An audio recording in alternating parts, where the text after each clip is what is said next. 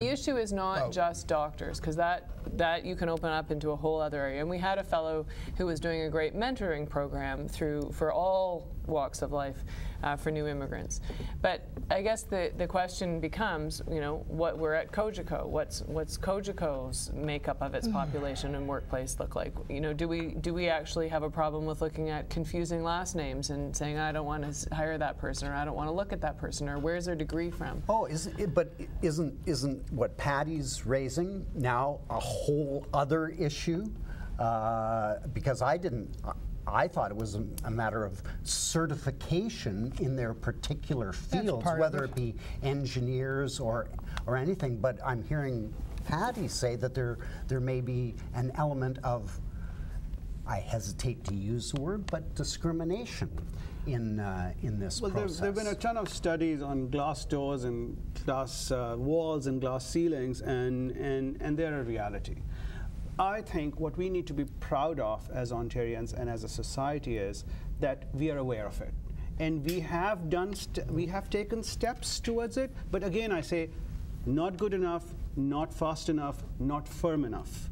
And that's where the debate needs to go. And I think it should be, I personally believe that politicians alone can never, we have to, as a society, bring the debate to the fore.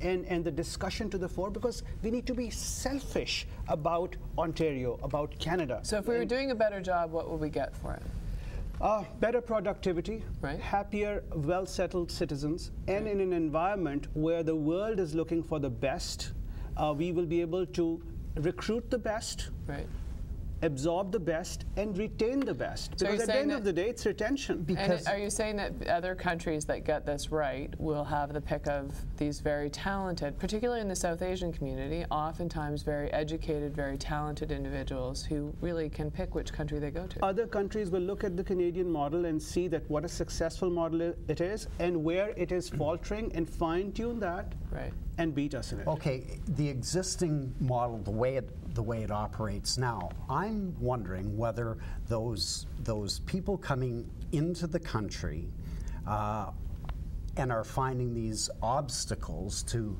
certification are actually talking to those people back home, and those people back home are making decisions to go to other countries rather than Canada. So back to Paddy's point, are we losing out because we can't certify, and I'm using that term in a broad way, but certification seems to be the best way to start to integrate those people.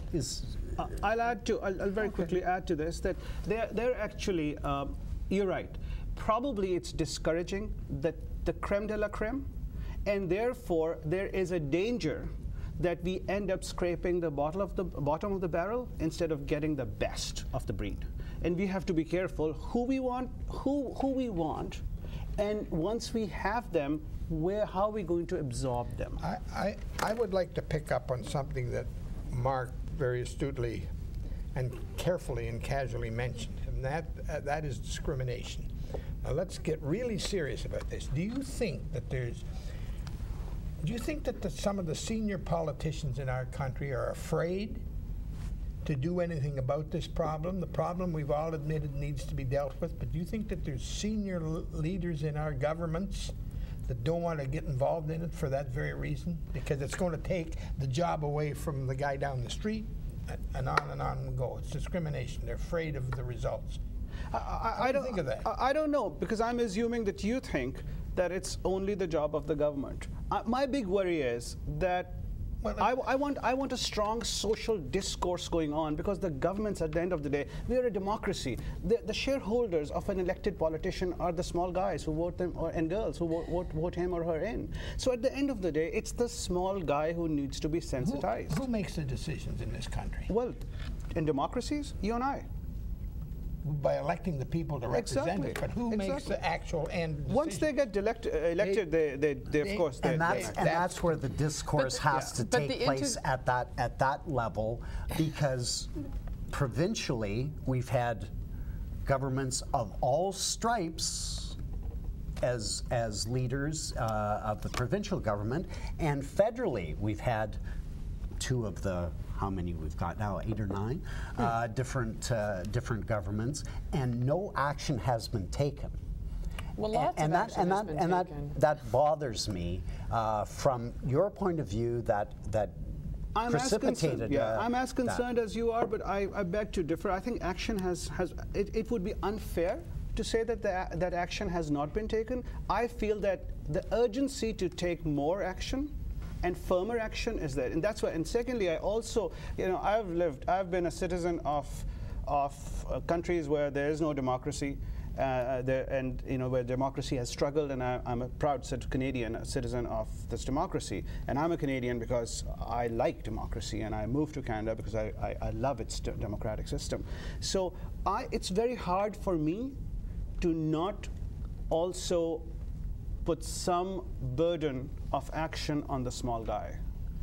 For me, understanding democracy without the role of a small guy diminishes. I agree with you. It does have to have its essence at that grassroots level.